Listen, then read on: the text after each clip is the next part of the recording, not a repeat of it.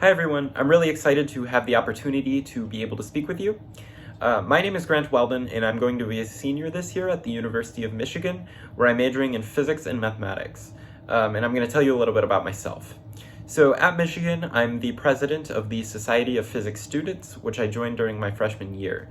The club has been a great experience because I've been able to learn a lot about physics from both peers and more senior members of the department, do lots of volunteering work and scientific outreach, as well as make great friends. And I'd recommend that you join a similar club for your major if you have the opportunity in college. Now, the area of physics that I'm particularly interested in is astrophysics, and I've been involved with astrophysics research for a couple years, both at Michigan and elsewhere. I work specifically on gravitational waves, which are ripples in the fabric of space predicted by Einstein's theory of general relativity. So to get a mental image of this, you can think of a pond of water, and that's like space. Now, if you throw a rock in, you'll get ripples on the water. And likewise, if you have a violent astronomical event in space, like a supernova, that will cause ripples in space itself.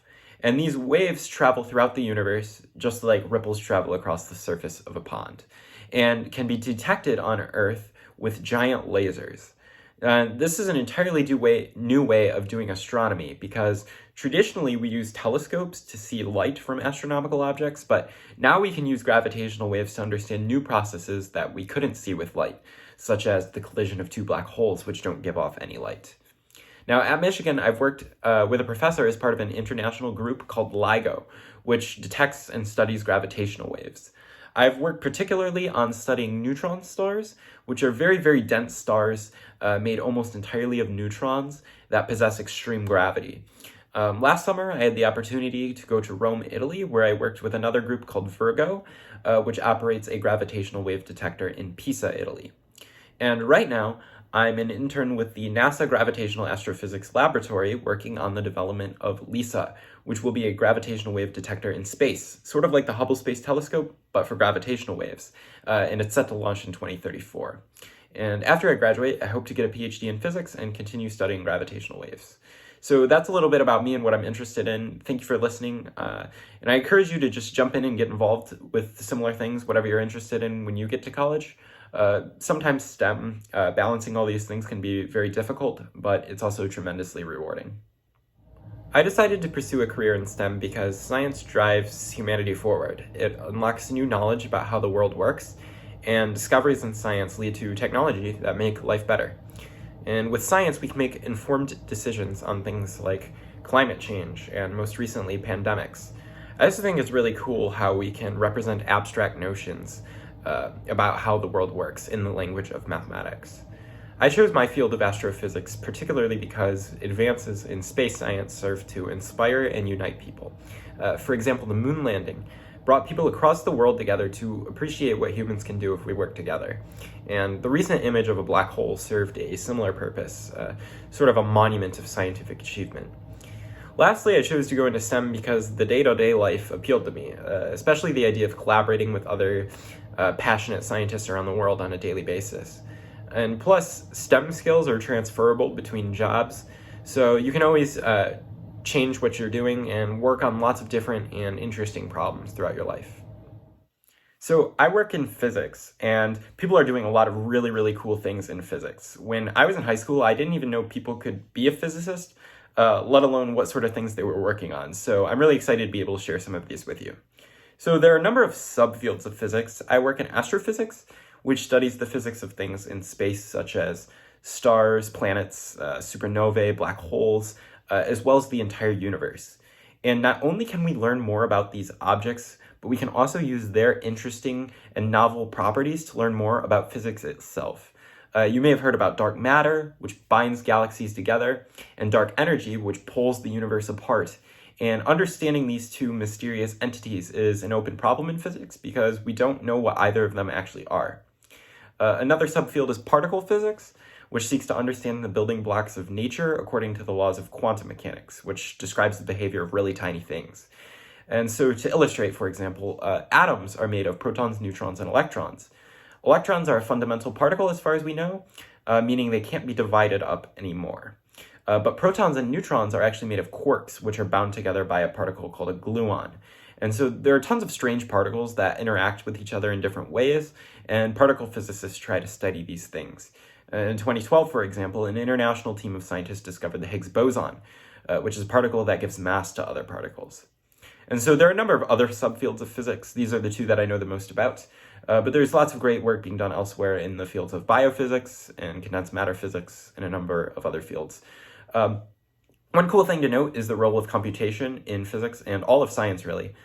Computers allow scientists to do calculations that they wouldn't otherwise be able to do with pencil and paper. They can solve really complicated equations, perform simulations, and can handle extremely large data sets. So no matter what area of STEM you go into, understanding computers is a must. And one recommendation I have is to learn how to code as soon as possible, because coding is present no matter what field of science you're in. And it'll be very rewarding, no matter the career you choose in STEM. As the president of Michigan's Society of Physics Students, I would highly recommend joining a similar club in college for whatever your major is. So the Math Club or the Society for Women Engineers. These are great ways to network with members of your department, ranging from peers to faculty. And they're also a great way to get volunteering experience because typically these clubs have outreach opportunities at schools and museums. And you'll also make a lot of friends by joining such a club, which is especially helpful in STEM because you can work with them on tough homework sets. Also, joining clubs is a good idea because you can talk to more advanced students and get insider tips like which classes should I take, which classes shouldn't I take, what professor is good for this class. And lastly, there are a lot of more professional programs that you can join, such as the American Physical Society, the American Society of Civil Engineers. And these provide lots of great networking opportunities and allow you to attend conferences where you can meet other people in your field and present your work.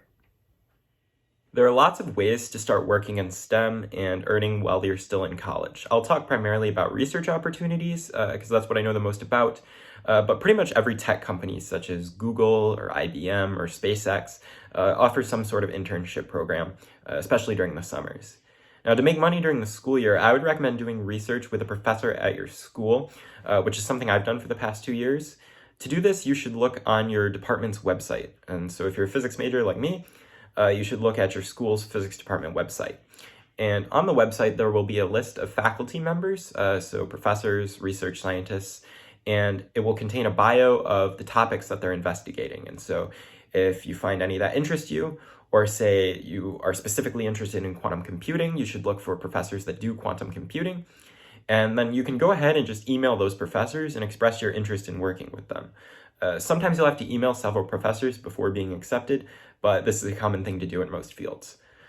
During the summers, there are a number of ways to get involved in research as well. One great way is through the National Science Foundation, the NSF, which has what is called the REU program, which stands for Research Experiences for Undergraduates. These are fully funded 10-week programs where you conduct research on a topic at a school different than your usual institution. And so they're a great way to spend a summer in some other city and gain research experience. And the NSF REU website has a listing of all the available opportunities each year.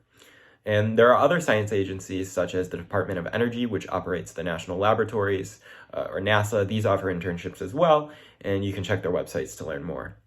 And all in all, I think research is especially important if you want to go to graduate school in your field. So if you want to obtain a master's degree or a PhD before getting to work, most graduate programs will require you to have some sort of research experience. And so even if you don't want to go to graduate school, it's a great way to earn money, especially during the school year and during the summers. And you learn more by engaging deeply within your field of interest, and you start making connections with leaders in your field.